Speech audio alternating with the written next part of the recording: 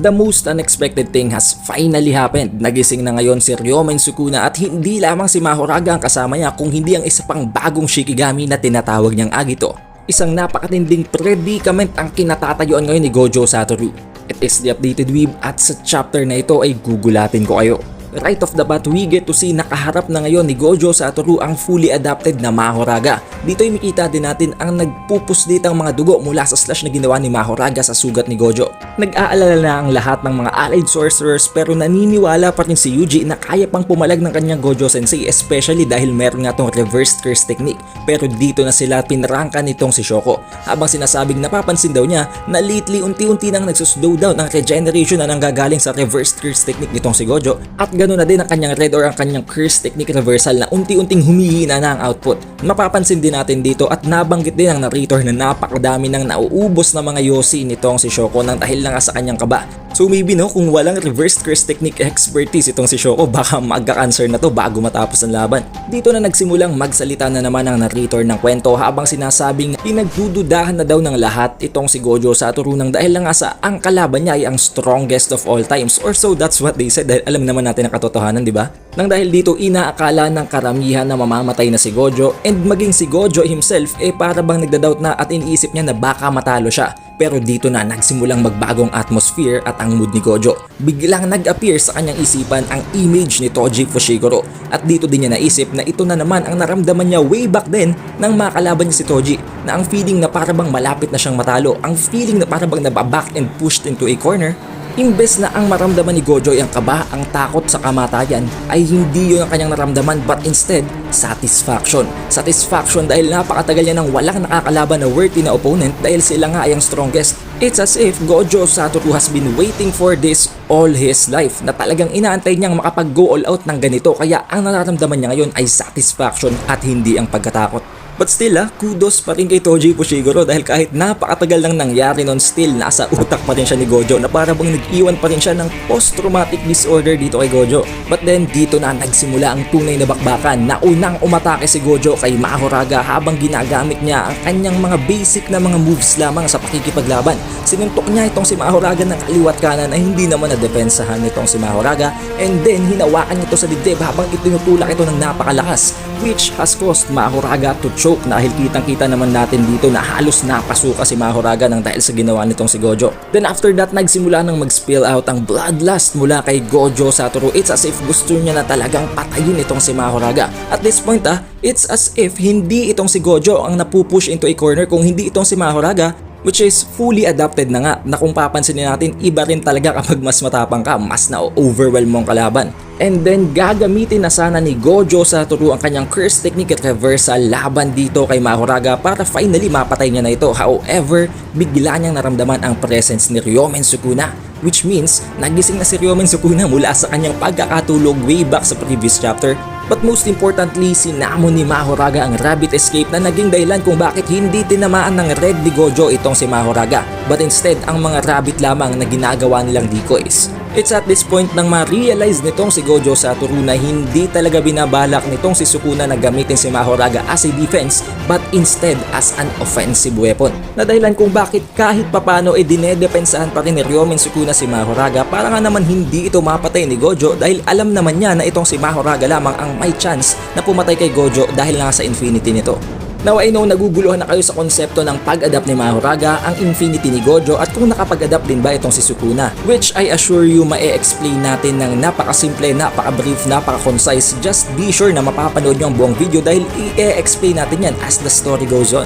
And then nagsimula na naman ang laban sa gitna ng tatlong karakter na ito, but it's not a 3-way battle it's a 2v1 battle sa gitna nitong si Gojo laban kay Sukuna at kay Mahoraga. Dito'y ginamit pa ni Sukuna ang isang nadampot niyang fire extinguisher at pinasabog niya ito malapit kay Gojo Satoru para mag-create ng isang smoke screen. At sa pamamagitan ng smoke screen na yon, binabalak sana niyang gamitin si Mahoraga para mag-launch ng isang surprise attack mula sa itaas ni Gojo Satoru. At hindi pa siya doon nakontento gumamit pa siya ng isang technique na kung papansinin natin ang hand seal ay may kapareho. And as you can see, maging si Choso na ang big brother ni Yuji ay nagulat sa ginawang ito ni Sukuna.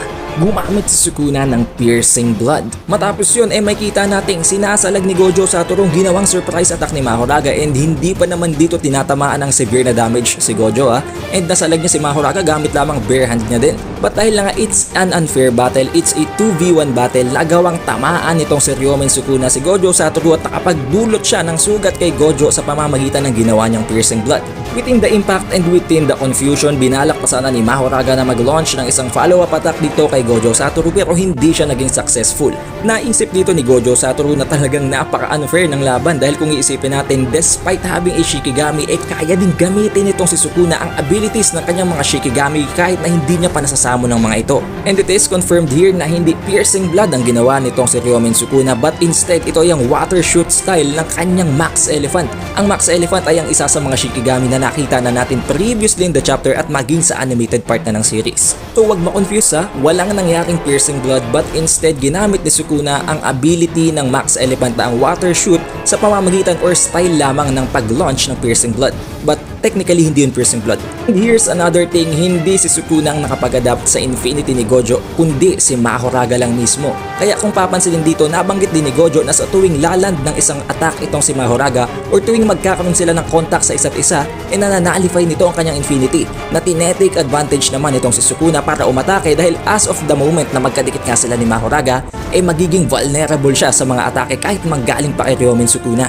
Na-realize na din ni Gojo na ang dahilan kung bakit ang ginagamit ni Sukuna ngayon na technique ay ang Ten Shadows Curse technique dahil ito ay mas madaming resources at mas appropriate ito kung ika-counter sa kanyang Infinity nang dahil na nga sa nandoon si Mahoraga. However, it is also confirmed here in this chapter na ang napag-adaptan pa lang ni Mahoraga yung Infinity ni Gojo at ang kanyang blue, meaning hindi pa completely nakaka-adapt si Mahoraga sa iba pang mga technique except sa dalawang yun. Pero confident pa rin dito si Gojo na gamitin ang kanyang red dahil naisip niya and inassume niya na siguradong hindi naman nagkakamali si Gojo na matatagalan pa bago makapag-adapt si Mahoraga sa kanyang red, kaya pwede niya pa tong gamitin freely as a counter attack sa mga gagawin nilang atake. But then sumingit na naman si Sukuna habang makita natin ng panibagong aura na na-emit ng kanyang katawan. Sinabi niya kay Gojo na wag daw siyang magtaka at malito dahil hindi isang 2v1 battle ang nangyayari.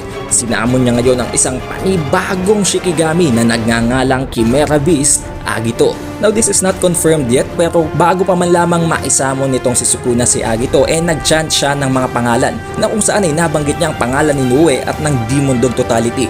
So it must have been a combination ng dalawang Shikigami na yun na nag-create ng isang panibagong mas malakas na Shikigami na tinatawag nga niyang Agito. And because of that, meron na ngayong dalawang alagad si Sukuna. Habang itinutuloy ang statement niya kanina na hindi ito isang 2v1 battle kung hindi isang 3v1 battle. Now I don't mean to be rude ayaw ko ding maging offending sa mga Sukuna fans, pero hindi na nga dapat ipinagyabang nitong si Sukuna na nagtawag siya ng kakampi, mas pinagmalaki niya pa na 3v1 battle ang mangyayari. I think at this point Sukuna has lost all decency and wala na siyang pakialam sa dignidad as long as kaya niyang talunin ng Honored One. Kaya naman para bang kinantsawan pa siya dito ni Gojo Satoru habang sinasabing para daw isang nawawalang bata si Sukuna ngayon na ginagabayan ng dalawang higante. Si Sukuna naman hindi nagpapa-apekto, pero I think sa loob-loob nito napipiko na to. Dahil sa lahat ng ginawa niyang pagyayabang all throughout the previous chapter, palagi lang naman siyang napapahiya, di ba? And then eto na nga, pinagtulungan na ng tatlong ito si Gojo Satoru. As you can see, nagkaroon na ng combination of attacks, consecutive barrage of attacks, pero naiwasan ni Gojo ang ataking ito ni Agito at ni Mahoraga. Habang tumatakbo siya, bigla namang nag-appear itong si Sukuna sa kanyang shadow habang nagtatangka na namang gumamit ng parabang isang piercing blood attack. But I will remind you that is not a piercing blood, yun lamang ay isang water shoot style ng kanyang Max Elephant na ginagamit niya lang in this way. Naiwasan ni Gojo Satoru ang lahat ng ataking yon ng napakadali. However, pag launch niya ang isang counter attack kay Ryomen Sukuna naiwasan din naman siya nito ng easily din naman. Right after that, tinangka siyang suntukin ngayon nitong si Mahoraga gamit ang kaliwa nitong kamay, pero naiwasan na naman yun ni Gojo Satoru. It's as if napakabilis ng mga pangyayari pero napakabagal nun para kay Gojo dahil para bang sinisimple lang yun ni Gojo. And then as a counter attack naman kay Mahoraga, biglang nag-leap si Gojo sa may likudan ni Mahoraga habang tinututok sa kanya ang curse technique reversal, red. Isang napaka-solid and direct hit ang tinamo nitong si Mahoraga mula sa first technique reversal red ni Gojo Satoru, but the surprising thing here is nakapag-adapt na din si Mahoraga at hindi na to tinablan ng kanyang red. Naisip ni Gojo na ngayong nakapag-adapt na si Mahoraga sa kanyang blue at sa kanyang red, ang natatanging abilidad na lamang na magagamit niya para i-one shot si Mahoraga at para hindi ito makapag-adapt ay ang kanyang halo purple. Pero common sense lang naman na isipin na napakatagal ng channeling nito at napakalaki nito in terms and size na talagang mapapansin nyo ni Sukuna at magagawa nyo ng paraan para hindi tamaan si Mahoraga. But at this point, there is no other choice kung hindi i-pull off ang technique na yon. Habang makikita natin sa pinakahuling panel na ito ang isang devilish na smile mula kay Gojo Satoru at isang narrator's comment na nagsasabing a secret plan behind Gojo's smile. Now that is where the chapter ends. Isang tough task para kay Gojo Satoru kung paano niya magagawang i-pull off ang pagpapatama ng kanyang unlimited technique na halo purple kay Mahoraga nang hindi nagagawa ng paraan ni Sukuna.